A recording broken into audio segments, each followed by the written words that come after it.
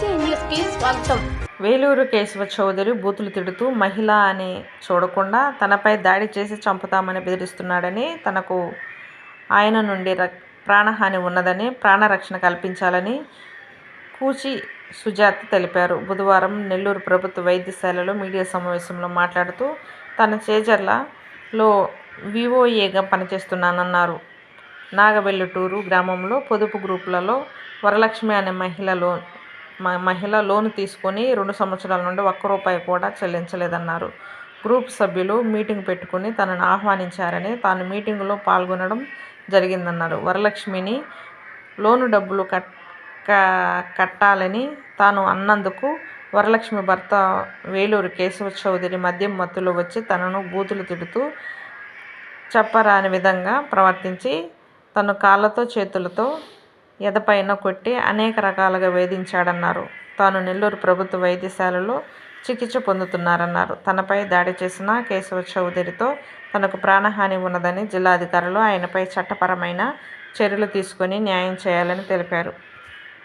నమస్కారం. నా పేరు సుజాత. మాది నాగులవెల్లటూరు గ్రామం, చేజర్ల మండలం.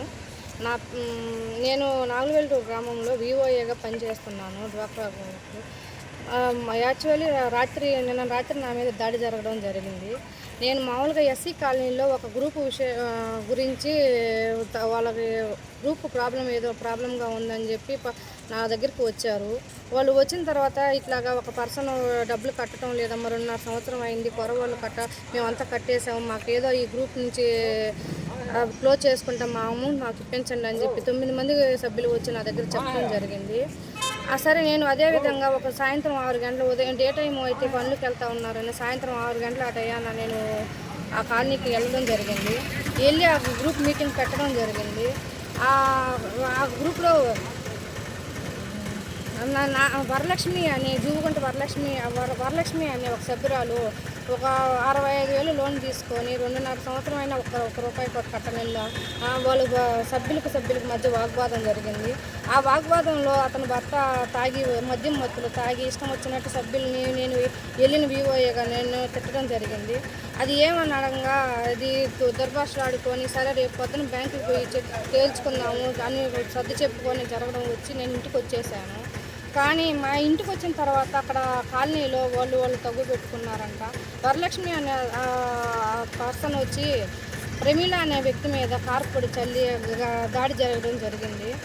అది దాడి జరిగి మా ఊరి నాయకులైన వేలూరు కేశవ చౌదరి, వికేసి అని వేలూరు కేశవ చౌదరి టీడీపీ నాయకుడిగా ఉన్నాడు ఇప్పుడు ప్రజెంటు.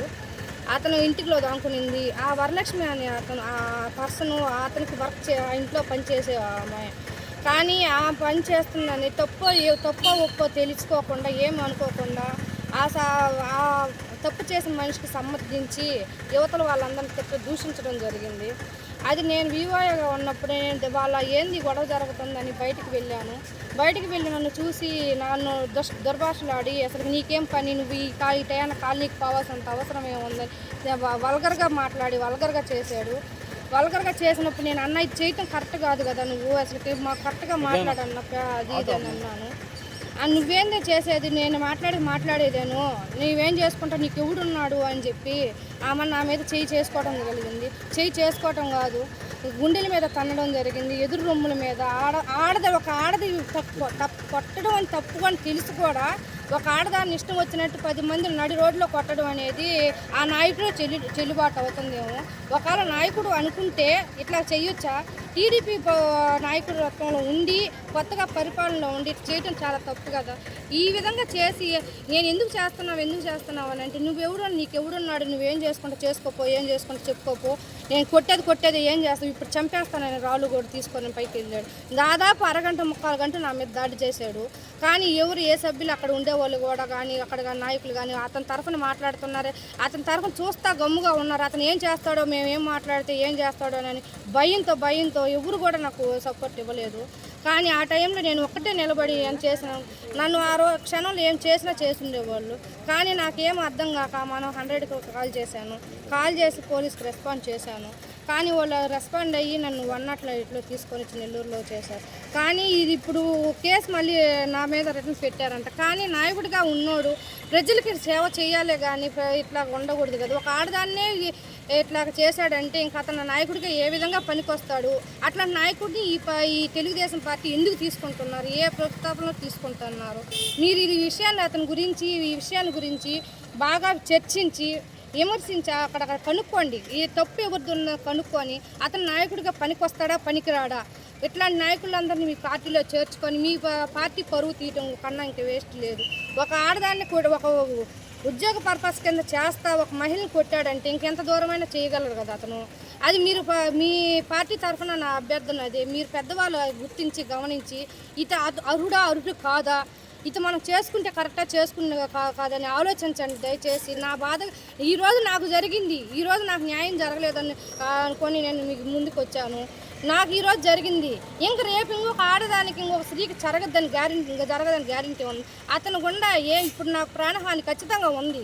ఈరోజు అందరి మంది మా ఇంటి వాళ్ళతో కూడా కలిసి అందరూ చేసి నా మీద దాడి చేశారు. ఎవరు ఏం మాట్లాడాల. రేపు ఇదే విధంగా నా మీద ఏదైనా చేసినా ప్రాణహాని చేసినా ఎవరు మాట్లాడరు కదా.